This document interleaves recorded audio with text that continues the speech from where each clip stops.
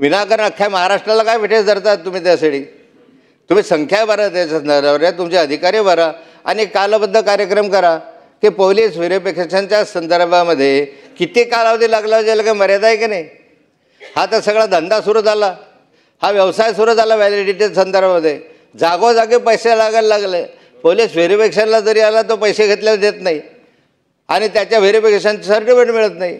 आणि bogus certificate ज्या ठिकाणी मिळतात किंवा बोगस सर्टिफिकेट ज्या ठिकाणी असतात त्यांना पोलीस कशासाठी सर्टिफिकेट देतात की हा खरा आहे म्हणून? त्याच्यावर काय कारवाई केली जाते? मग हे त्याच्या व्हेरिफिकेशन नंतरच मग सर्टिफिकेट मिळत असतं. मग त्यावेळेस त्यांच्याविरुद्ध काय कारवाई केली जाते?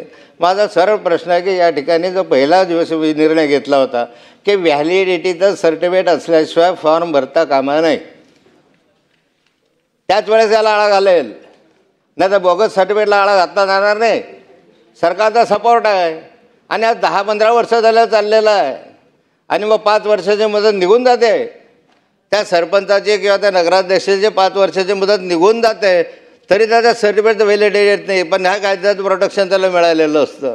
हे चुकीचं आहे. अशा स्वरूपाचे निर्णय होता कामा नये. मी यासाठी विरोध करायला उभा राहिलेलो आहे. तुमच्या या विधेयकाला माझा याच्यासाठी विरोध होता की हे बरोबर नाही आहे. आज 12-15 हजार सर्टिफिकेट देणं सरकारला काय कठीण आहे?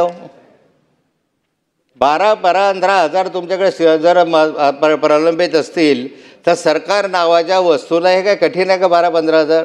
पण तुमची इच्छाशक्ती नाही. राजकीयदृष्ट्या हे विधेयक या ठिकाणी आणलं जातं आणि आपल्या राजकीयदृष्ट्या कार्यकर्त्यांना संरक्षण देण्यासाठी या विधेयकाचा उपयोग होतो. मला असं वाटतं की हे विधेयक बरोबर नाही आहे. आपण या ठिकाणी हे विधेयक मागे घ्यावं. विधेयक मागे घेत असताना या ठिकाणी म्हणजे आपलं हे करावं. अध्यक्ष महोदय, याच्यातल्या ज्या त्रुटी आहेत त्या दूर करा. तुम्ही सर्टिफिकेट वेळेवर द्या.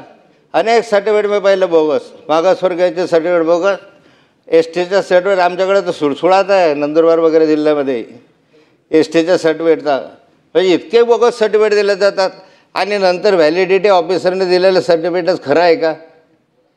अनेक वेळा व्हॅलिडिटी ऑफिसरने दिलेले सर्टिफिकेटसुद्धा बनावट निघतात.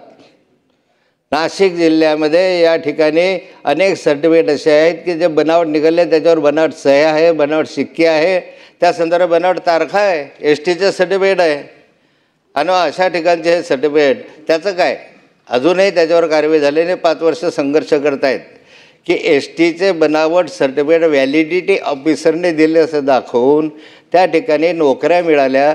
त्या ठिकाणी त्याचा उपयोग राजकीय कारणासाठी केला गेला, तो मान्य केला गेला आणि नंतर हायकोर्टात गेल्यानंतर हे सिद्ध झालं की ते बोगस आहे. मग अशा ठिकाणी व्हॅलिडिटी ऑफिसने दिलेल्या सर्टिफिकेट विश्वास ठेवता येण्यासारखं आहे का? कशावरून तुम्ही हे करता आहात? त्यापेक्षा बेस्ट असं आहे की तुम्हाला जर द्यायचं पूर्वी होतंच ना, आणि आपण म्हणतो धंदा सुरू झाला वगैरे वगैरे, धंदा आहे, अँटी करप्शन आहे, पकडा त्यांना, टाका जेलमध्ये.